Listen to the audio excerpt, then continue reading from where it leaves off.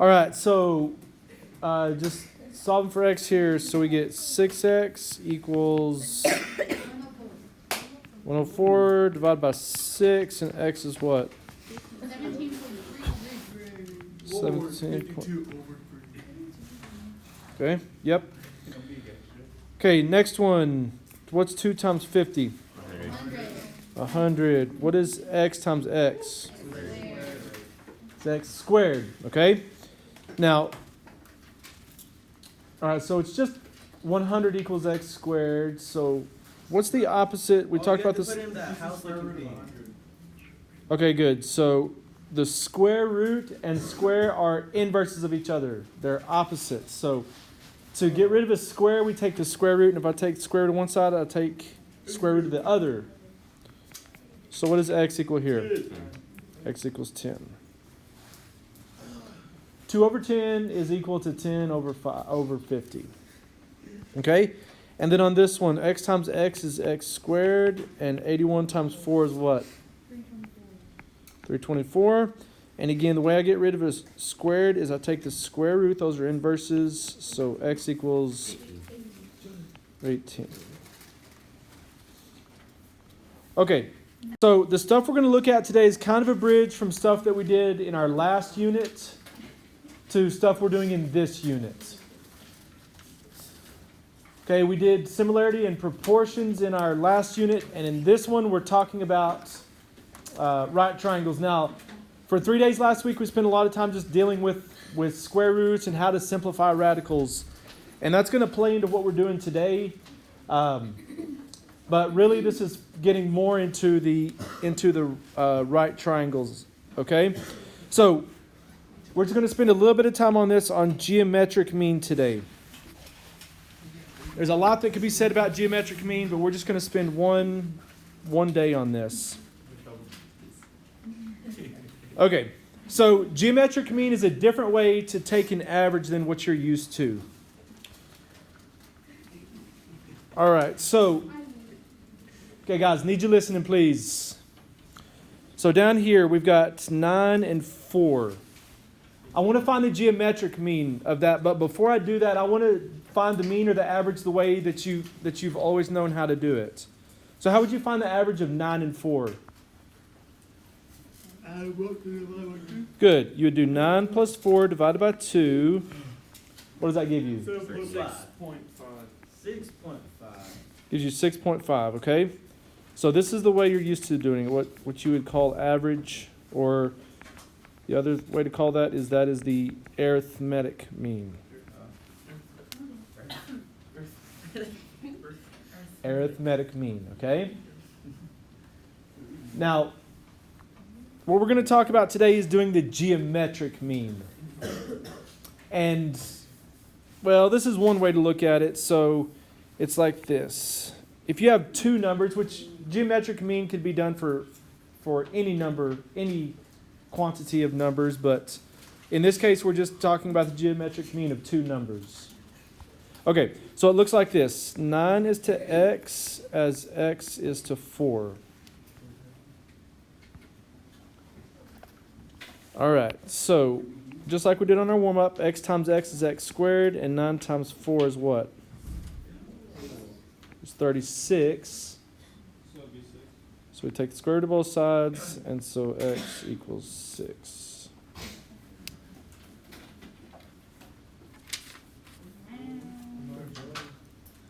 Okay, so the arithmetic mean of 9 and 4 is 6.5. The geometric mean of those two is 6.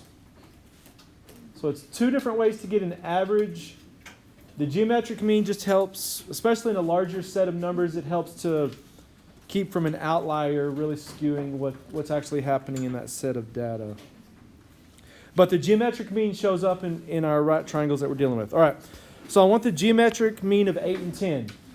What would be the normal mean or the normal average of 8 and 10 that you're used to? It would be 9. 8 plus 10 would be 18, divided by 2 would be 9. So let's find out what the geometric mean is. So 8 is to x is x is to 10. So x squared equals 80. Take the square root. 8.94 something? 8.9, yeah. Okay, so 8.94 will be good. But if you round it. Can't you just So it's just like- multiply the two numbers and then take the square root? That's exactly what we're doing, yes. Yeah. He's just thinking of a shortcut, but yeah. Okay, so on this, the geometric mean of 5 and 45. So 5 is to x. Whoops, sorry. 5 is to x is to 45. So you get x squared equals 225. Take the square root of both sides. And what do you get? You get 15. Okay?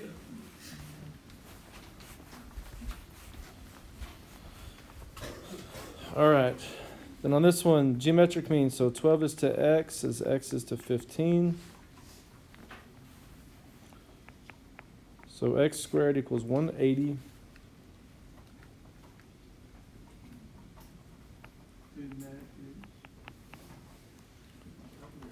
is 13.416. Okay, we'll say 13.42.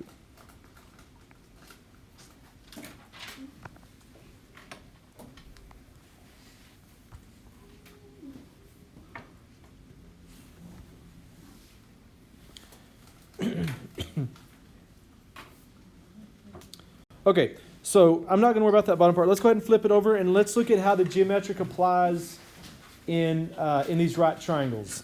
Okay, so this first one says the altitude drawn to the hypotenuse of a right triangle separates the hypotenuse into two segments.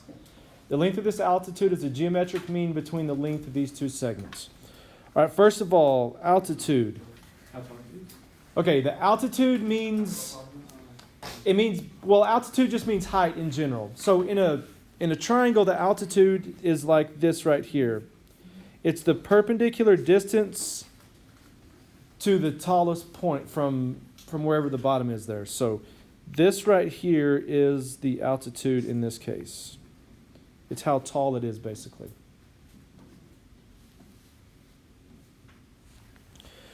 Okay, now that altitude splits this triangle up like this, and in this case, this geometric mean is true within this system. Okay, this x is to that h, okay, as the h is to the y. And we'll look at an example of that in a little bit. Okay, and then the other one is this. The altitude drawn to the hypotenuse of a right triangle separates it into two segments. The length of a leg of this triangle is the geometric mean between the length of the hypotenuse and the segment of the hypotenuse adjacent to that leg. Okay, so the best way to think about that is just what this says right here. Okay, so C is the whole length of the hypotenuse here. And so this says C is to B as B is to X.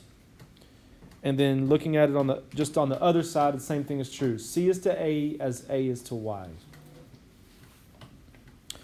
All right, so let's go ahead and drop down to the very bottom down here.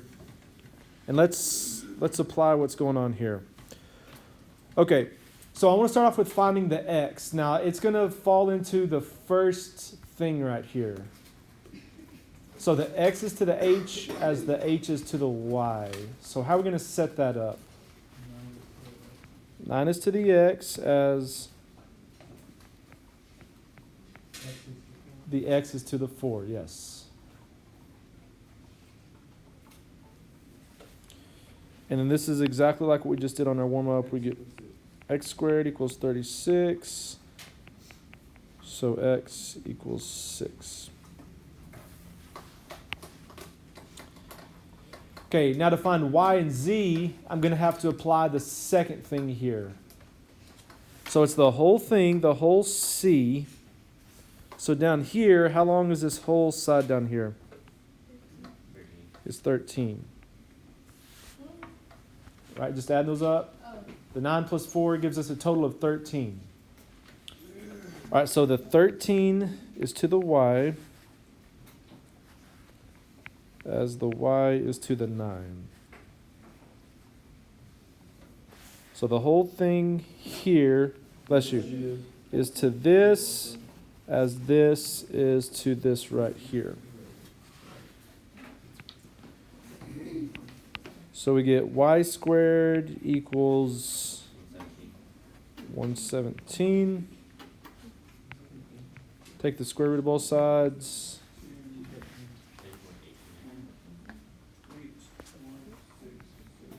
Okay, we'll say 10.82.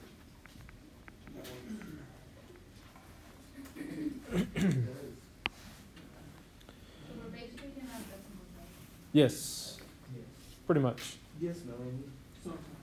All right, so now to find the z, we're going to have 13 is to z as z is to 4. So we get z squared equals 52. 52. Take the square root of both sides. 7.211.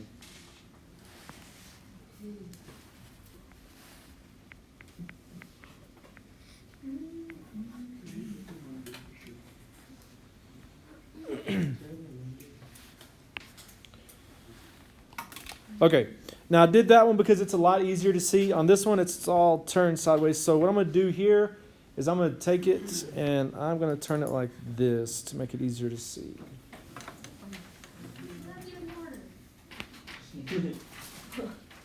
Don't complain. Okay, so we want to find x. So how am I going to set this up to find x? X equals. Okay, we'll go 20 is to x X is 5. as x is to 5.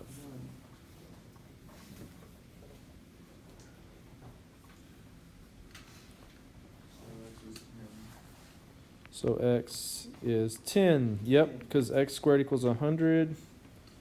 And so this equals 10.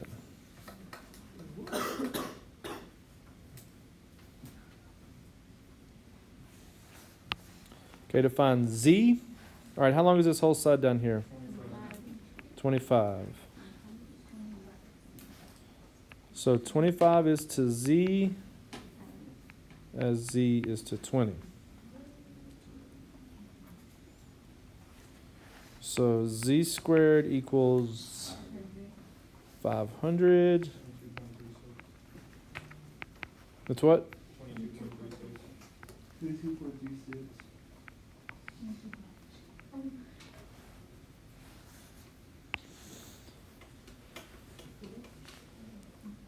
And then for the y, 25 is to y as y is to 5.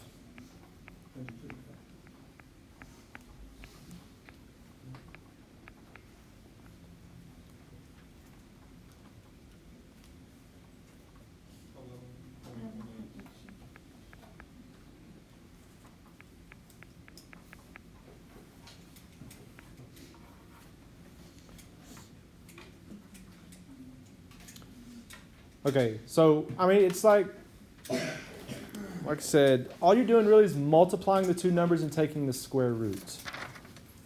Okay? All right.